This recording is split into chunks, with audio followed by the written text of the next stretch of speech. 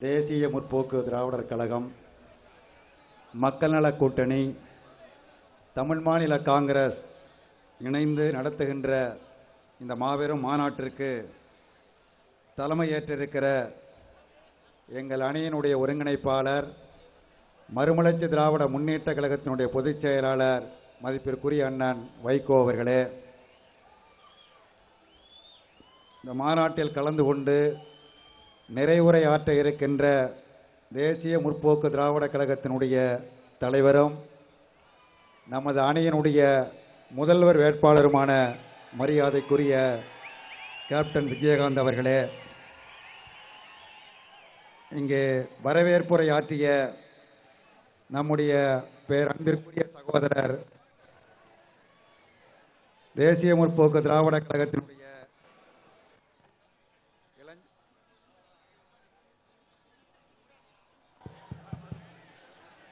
இளைஞரணியின் செயலாளர் அன்பிற்குரிய சகோதரர் எல்கே சுதீஷ் அவர்களே, இங்கே உரையாற்ற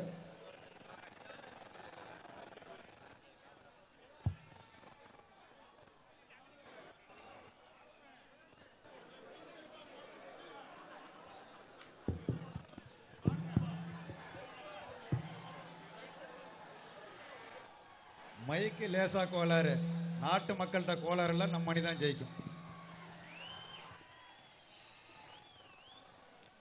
உரையாற்ற இருக்கின்ற மரியாதைக்குரிய திருமதி விஜயகாந்த் அவர்களே, தமிழ் மாநில காங்கிரஸ் கட்சியினுடைய தலைவர், நமது பெருமதிப்பிற்கும் போற்றுதலுக்கும் உரிய ஐயா ஜி.கே. வாசன் அவர்களே, மார்க்சிஸ்ட் கட்சியினுடைய மாநில செயலாளர் பேரன்பிற்குரிய தோழர் ஜி. ராமகிருஷ்ணன் அவர்களே, விடுதலை சிறுத்தைகள் கட்சியினுடைய நிறுவனர் தலைவர் தோழர் தொல் திருமாவளவன் அவர்களே, நன்றி உரை கூற இருக்கிற மறுமலர்ச்சி திராவிட முன்னேற்ற கழகத்தினுடைய துணை பொதுச் செயலாளர் பேரன்பிற்குரிய சகோதரர் மல்லை சத்யா அவர்களே, நமது 6 கட்சிகளின் சார்பில் மேடையிலே வீற்றிருக்கின்ற பெருமதிப்பிற்கும் மரியாதைக்கும் உரிய தலைவர்களே, லட்சக்கணக்கில் அணிதிரண்டு இப்படை தோற்கின் எப்படை வெல்லும் என்கிற வகையில் அணிதிரண்டிருக்கிற பெரியோர்களே, தாய்மார்களே, நண்பர்களே, தோழர்களே, பொதுமக்களே, அனைவருக்கும் முதலில் அன்பான வணக்கத்தை தெரிவித்துக் கொள்கின்றேன். தமிழக மக்கள் அனைவரையும் மக்கள் நல கூட்டணியின் சார்பில் முதலில் வேண்டி கேட்டுக்கொள்வது, வர இருக்கிற தேர்தலில் கடந்த கால தேர்தல்களில் ஏற்பட்ட குறைபாடுகள் அனைத்தையும் நீக்கி அனைத்து வாக்காளர் பெருமக்களும் மே மாதம் 16ஆம் தேதி வாக்குச்சாவடிக்கு வருகை தந்து தங்களது ஜனநாயக கடமையை ஆற்றி 100% வாக்குகளை பதிவு செய்ய வேண்டும் என மிகுந்த பணிவொன்போடு முதல் வேண்டுகோளாக மக்கள் நல கூட்டணியின் சார்பில் வேண்டுகோள் விடுக்க கடமைப்பட்டிருக்கின்றோம். எந்த ஒரு வாக்காளரும் வராமல் தட்டி கழிக்க வேண்டாம், ஜனநாயக கடமையை ஆற்றுங்கள். நமக்கு அளிக்கப்பட்டிருக்கிற அந்த ஜனநாயக உரிமை என்பது சாதாரணமான ஒன்றல்ல. எதிர்காலத்தில் 5 ஆண்டு காலத்திற்கு இந்த தேசத்தில் யார் ஆட்சி நடத்துவதை என்கிற தீர்மானிக்கிற பொறுப்பு ஒவ்வொரு வாக்காளருக்கும் அளிக்கப்பட்டிருக்கிறது. அப்படி அளிக்கப்பட்டிருக்கிற அந்த மகத்தான உரிமையை நாம் 100% பயன்படுத்த வேண்டும் என்று கேட்டுக்கொள்கின்றேன். நம்முடைய மக்கள் நல கூட்டணி கடந்த 2015 நவம்பர் 2ஆம் தேதி தொடக்கப்பட்டது.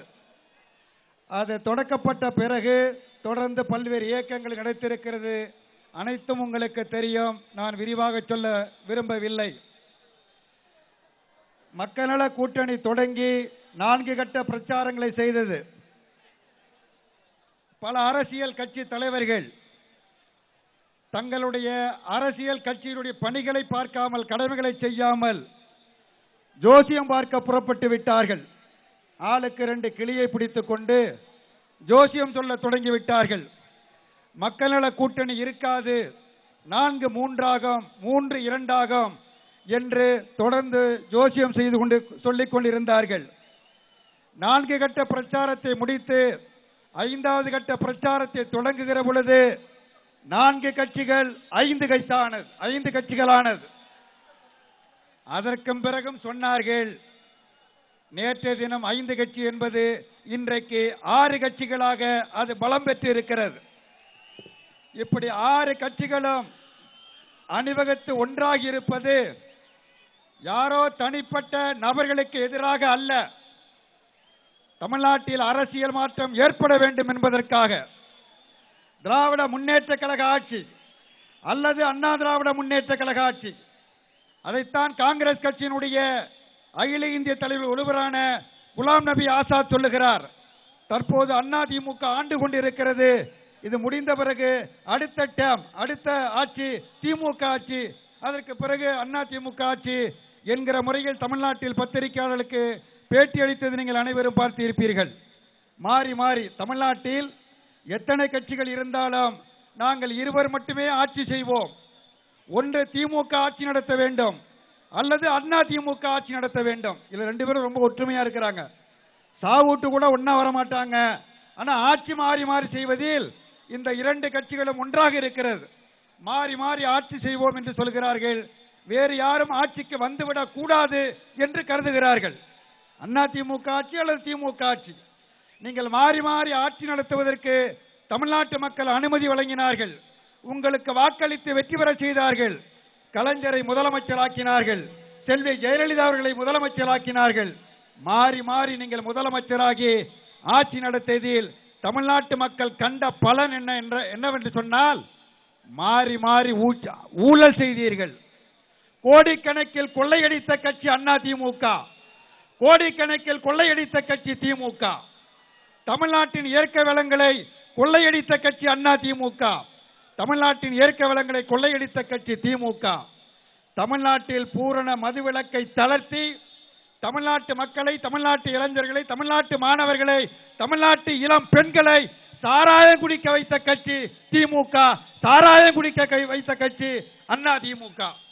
ஆகவே தான் சொல்லுகிறோம், தமிழ்நாட்டில் மாற்றம் ஏற்பட வேண்டும் என்று சொல்லுகிறோம். இந்த 2ம் வேண்டாம், இந்த 2 கட்சிகளுடைய ஆட்சி தேவையில்லை. இதற்கு மாறாக மாற்று கொள்கையுடைய கொள்கை மாற்றம் தேவை, புதிய ஆட்சி தேவை என்று சொல்லுகிறோம். தமிழ்நாட்டில் இருக்கிற விவசாய பெருங்குடி மக்கள் தங்களுடைய வாழ்க்கைக்காக போராடி கொண்டிருக்கிறார்கள். உற்பத்தி செய்கின்ற பொருளுக்கு கட்டுப்படியான விலை வேண்டும் என்று போராடுகிறார்கள். கூட்டுறவு வங்கிகளில், தனியார் வங்கிகளில் பெற்ற கடனை திருப்பி செலுத்த முடியவில்லை. தனியார் வங்கிகள் அடியாட்களோடு, காவல்துறையின் துணையோடு விவசாயிகளை வீடு புகுந்து நிர்பந்திப்பதையும், அவர்களது வீட்டில் இருக்கிற பொருளை ஜப்தி செய்வதையும் கண்டோம். பல விவசாயிகள் தற்கொலை செய்து கொண்டு செத்து போனார்கள். விஜய் மல்லையா என்கிறவர் 9,000 கோடி கடன் பெற்றிருக்கிறார் தேசுடைமையாக்கப்பட்ட வங்கிகளில். அந்த கடனை திருப்பி பெறுவதற்கு மத்திய அரசிற்கு வக்கி இல்லை, மோடி அரசிற்கு வக்கி இல்லை. அதற்கு மாறாக 1/2 ஏக்கர், 1 ஏக்கர், 2 ஏக்கர், 5 ஏக்கர் வைத்திருக்கக்கூடிய விவசாயிகள் பெற்ற கடனை திருப்பி செலுத்தவில்லை என்பதற்காக அவர்களை சாகடிக்கின்ற அரசாங்கமாக இன்றைக்கு இருக்கிற நம்முடைய மாநில அரசாங்கம் இருக்கிறது.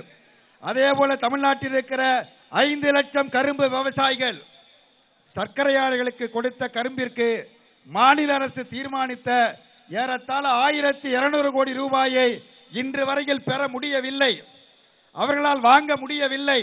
மாநில அரசு அதற்குரிய நடவடிக்கை எடுக்கவில்லை. ஆகவே இந்த மக்கள் நல கூட்டணி அது வெளியிட்டிருக்கிற குறைந்தபட்ச செயல் திட்டத்தில் விவசாயிகள் பெற்றிருக்கிற கடன் அனைத்தையும் தள்ளுபடி செய்வோம் என நாங்கள் அறிவித்திருக்கிறோம். நாங்கள் ஆட்சி அமைத்தால் கடன் தள்ளுபடியாகும். அதே போல கல்வி கடன் என்று ஒன்று வழங்கப்பட்டது, கடன் வாங்கியிருக்கிறார்கள். கடன் வாங்கிய மாணவர்களுக்கு படித்து முடித்த பிறகு வேலை கிடைக்கவில்லை. தமிழ்நாட்டில் ஏறத்தாழ 90 லட்சம் இளைஞர்கள் வேலை இல்லாமல் வீதியில் இருக்கிறார்கள், தெருவில் இருக்கிறார்கள். அவர்கள் பெற்ற கடனை திருப்பி வசூலிக்க வேண்டும் என்று உத்தரவு பிறப்பித்து அவர்களது வீடு ஜப்தி செய்யப்படுகிறது. எங்கிருந்து கடனை திருப்பி செலுத்துவார்கள்? வேலை கொடுத்தால் சம்பளம் வாங்கி கடனை திருப்பி செலுத்த முடியும், வேலை கொடுக்கவில்லை, கடனை எங்கிருந்து திருப்பி செல்வது? நாங்கள் ஆட்சிக்கு வந்தால் அந்த கடனை ரத்து செய்வோம். அது மட்டுமல்ல, இன்றைக்கு மாணவர்களுக்கு கல்வி கடன் வழங்குவதையே நிறுத்திவிட்டார்கள். நாங்கள் ஆட்சிக்கு வந்தால் கல்வி கடனை வழங்குவோம்.